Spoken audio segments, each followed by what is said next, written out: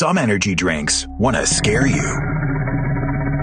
Some even want to bully you around. And the others, they're just blowing smoke. Packed with vitamins B3, B5, B6, and B12, the new HiQ energy drink comes available in 4 exciting flavors. Skyberry Fusion, Apple, Coconut Fruit Punch, and Lemon Lime. Natural caffeine, no preservatives, no crash, no bull. HiQ energy drink. Wings are for birds.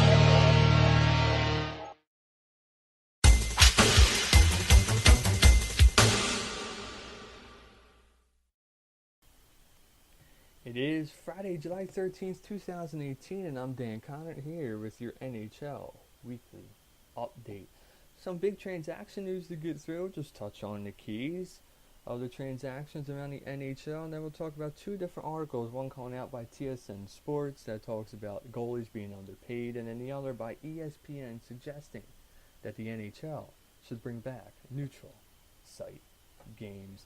The big news in the transaction market, however, is the Blackhawks and the Coyotes. They have just made a 7-player trade. The Coyotes receive Hossa, Estrada, and Australia, and a 3rd-round draft pick for next season.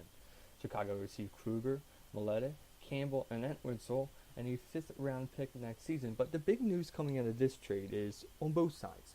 The Blackhawks have freed up some cap space by getting rid of Hossa. Hossa will never play in the NHL again. He's made that known. He has some type of skin condition that will not allow him to play, and that's all that we know about his health condition at this point. But for the Coyotes, on the other hand, they accepted Hossa's contract, who's not over to the 2020-2021 season. And because of that, it did not allow Hossa to retire and quit hockey altogether. But the Coyotes believe that they are receiving some great players in Estrada and Australia, and getting that 3rd-round pick next season. They are a team that's in rebuild, and whether or not they stay in the Arizona area, or as rumors have been sent around that if an expansion were to come outside of Seattle, that maybe a team would just move. But regardless of what happens with the Coyotes, I do believe that they'll stay in the Arizona area, maybe not at their current stadium, but somewhere else. But regardless, the Coyotes are now in a great step to improve more. They have signed, well, they have not signed, but they've traded for potentially 3 players, 2 right now, 1 later, that will help this team grow, that will help this team win, and really push to competitiveness for a Stanley Cup playoff race. So the Blackhawks and the Coyotes coming out on top on both ends. Blackhawks freeing up some cap space to now go and make changes that they want to do, and the Coyotes bringing in some great players that they believe will help them get to the Stanley Cup Finals. Oleksiak has signed a 3-year contract with the Penguins to avoid arbitration hearings. His deal was worth $2.1 million a year. He had 5 goals last season with 12 assists over 68 games between Dallas and Pittsburgh. He was much better, though, coming over from Dallas to Pittsburgh, and that was one of the reasons why the Penguins wanted to keep him here in Pittsburgh. They lost, obviously, the Washington Capitals, won the Stanley Cup the 2 years before, and they believe Oleksiak will be a key component as they continue to move forward, as they continue to make minor tweaks to their team, and hopefully for them, they believe to get back to that Stanley Cup final, and hopefully for them that they could win it again is what they are thinking if they keep Oleksiak here in Pittsburgh. Now, they do have some more keys to bring in. Penguins, some of them are getting a little older, and you don't know how much longer they're going to be around, so it'll be a interesting season for them to see how things play out, and then interesting to see how they play the rest of this free agency market. Anthony Mantha signs a 2-year deal with the Detroit Red Wings. No financial terms have been released. He is just 23 years old and comes off of a career-high 24 goals and 24 assists over 80 games last season. Now, Mantha is a key component to this team now because this is a building team. The Red Wings are in that full rebuild mode, and by signing Mantha for 2 years, it allows you to bring in other players that will play well with Mantha and help you get back to the Stanley Cup Finals. And that's what the Red Wings were really trying to do here. They were trying to keep Mantha and then trying to bring in players that would play well with him and allow them to be competitive as the seasons go on. And even though Mantha's only signed a 2-year deal, if you begin to bring in those players, he may say, listen, I like what the Red Wings are doing. I like the direction they're going in, and I'm going to stay. So for them, that is something that the Red Wings are looking for. And it also helps you now because Mantha, who had 24 goals and 24 assists last season, can keep you in some games. And you know what? If he was to go somewhere else, he might not have kept you. I mean, he wouldn't have been able to keep you in games, and it would have been a key loss. So by leaving Mantha here in Detroit this season and next season, he will help these Red Wings be competitive and keep them in games that they might not have been in if Mantha decided to go somewhere else. Kucherov signed a 8-year extension with Tampa Bay. The contract is worth $76 million, and he will get around $9.5 million that will begin next season as his contract's up at the end of this year. He's just 25 years old, and he was third in points last season with 100. He has 39 goals on 61 assists and was named to the first All-Star team. And for Kucherov, he said it was not having to worry about a contract while playing, and that he and his family enjoy the Tampa Bay area. So Kucherov, saying that he just wants to play hockey, does not want to worry about a contract when he goes out there, does not want to worry about, where I'm going to be next year or the year after. Now, he could be traded, sure, that's always a possibility, and the players know that's always a possibility anywhere you sign. But for Kucherov, it is that he himself has a 8-year contract, and regardless where he may wind up, he is locked into that money, but he's hoping that he stays in Tampa Bay, as he really does like the area. And Tampa Bay, again, a team that's good, but adding a few pieces that as they go along, and by keeping Kucherov and adding some more, they could be a threat in the NHL. So switching over now to our two stories, one coming out of the TSN Sports, is that goalies are underpaid. Carey Price right now is at $10.5 million salary cap. Lundqvist $8.5 million. Bobrovsky with $7.4. They are the three top paying in the league. And TSN Travis Joe says that the issue has been around for years. He also suggests that goalies are underpaid because they have a good year and then a bad one.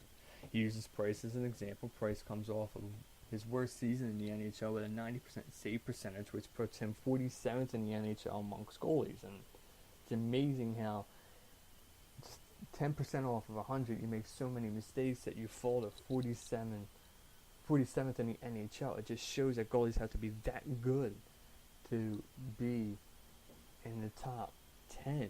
And he also used, Travis Jost also used former Blackhawk Scott Darling as an example. Darling was great with the Blackhawks, but when he signed with Carolina, things kind of fell apart. His save percentage fell to around 80% one year. And the big question behind it is, well, why? Why do goalies have good years one, bad years the next, and therefore it kind of affects the way goalies get paid around the National Hockey League? And you just touched on it briefly, but you look at Price, who did not have the best defense in front of him this season. Defense made some mistakes, which allowed pucks to get to the net, and unfortunately passed Price. You can't expect him to stop everything, especially as you make mistakes out on the ice, and that is a key component. You may have a great defense one year that makes you look great and makes themselves look great and keeps you in the top 10 of goaltenders, and you might have a bad defense the next year that, well, they're not looking so great, and neither are you, because pucks are now getting to the net and getting past you. So that is a big component of it, that you need a strong defense in front of you, and by having that strong defense in front of you, both them and you look great. So that is a key component of why they may do bad one year when they just did great the year before. And when I look at goaltenders in the National Hockey League, I think a lot about the sophomore year slump that goes around sports. And when I look at the NHL and I look at goaltenders, I think that they have multiple sophomore year slumps, unfortunately. They're going to maybe go the first year they come in, the second year they come out, they numbers decrease a little bit, which is something that you expect with that sophomore year slump. But then you see a lot of times goalies have great 2-3 years and then a bad season and come back out, have a good year, another bad season. And you look at Sergei Bobrovsky, who was with the Philadelphia Flyers, who held his own, but didn't fare all too well, but then leaves, and now he's pretty much unstoppable between the pipes. So that is a key example there, and it also could deal with, and Yost touched on this, the arena you're playing in, the environment. He says that when Scott Darling went to Carolina's always had issues with goaltenders. That there's always been that issue where pucks got past the goaltender into the net, and unfortunately, it's just the world in Carolina. So could that have had an effect on Darling? Could that have had an effect on Bobrovsky here in Philadelphia? We don't know. So it could be the arena setting that you're in. It could be that defense that you have in front of you, and it just may be that you're having that sophomore year slump. And unfortunately, I believe that we really won't know, and that goalies really won't be getting paid and the amount that they should be in the eyes of the NHL world until they start having great years. Now there's a lot of young goalies coming up. There's going to be a lot coming up over these next few years. And it'll be interesting to see maybe if this next group of goaltenders, this next generation of goaltenders can change the way goalies get paid in the NHL. ESPN released an article suggesting that the NHL should bring back neutral site games. Neutral site games ran in the NHL from 92 to the 94-95 season and didn't fare well. They averaged around just 7,000 fans per game. And ESPN, speaking with Deputy Commissioner Daly, says, well, these games were before his time, but he knows they didn't fare too well, and so far there have been no talks to bring back such games. Now, the article posted by ESPN suggested that if they were to bring back these games that they play in former NHL cities, using Kansas City as an example, that they use outdoor games to their advantage and maybe hit the ECHL cities as well. Now, the last time the NHL did this, they played in Canada. They played throughout cities in Canada, some cities here in the States, but mostly in Canada. Saskatchewan was one. And you have to realize that even though the Canadian Hockey League is not as big as the NHL, that Canadian Hockey League draws in a huge crowd. It draws in their committed fans day after day. And that is part of the reason why that it did not succeed in Canada and only drew in the 7,000 fans. Canada already has their NHL teams, but they also have their Canadian hockey teams as well in some of these smaller cities that fans just flock out to. And that allows them to really own the area as far as fan-wise, and that's why the NHL games up there did not fare too well unless you were in Vancouver or Toronto or now Winnipeg. And you suggest now that you start playing in former NHL cities. That might work. You might start bringing out the crowd again. You bring out, fans one night to come see, a hockey game. You had a hockey team at one point, but now, not your team, but it's nice to have hockey in the area again, so that may work. And they say use the outdoor games to your advantage. I mean, outdoor games have grown big. It was just one, now it's several for the outdoor series. And the big component there is to continue to play outdoors and to kind of draw the fans in, which it does do in the NHL cities, but you can't go to Canada in the dead of winter and expect to be playing outside. It's going to be too cold. So you're trying to use outdoor games in Canada is ridiculous. Now, you see baseball now going to Mexico, going overseas to England, does the NFL. If the NHL would start trying to do that, maybe in different towns in Mexico, maybe going over to England, something like that may work and draw in some fans, but trying to play an outdoor game in Canada, forget it. And use the ECHL cities as well to your advantage. Well, that could work if the team is away and you decide, okay, let's play an NHL game there while the team's away. You probably draw in the crowd. Minor league hockey's big, they draw in the fans. So bringing the hockey, bringing professional hockey there, the NHL teams would do well in my mind as well. But if I am the commissioner, if I am the NHL, I'm not testing it. I'm not testing it again. It didn't work. The NHL is focusing on expansion. More news coming over from Seattle that they have possible nickname, different jersey colors. We'll touch on that next week. And I would just focus as the NHL now on expansion.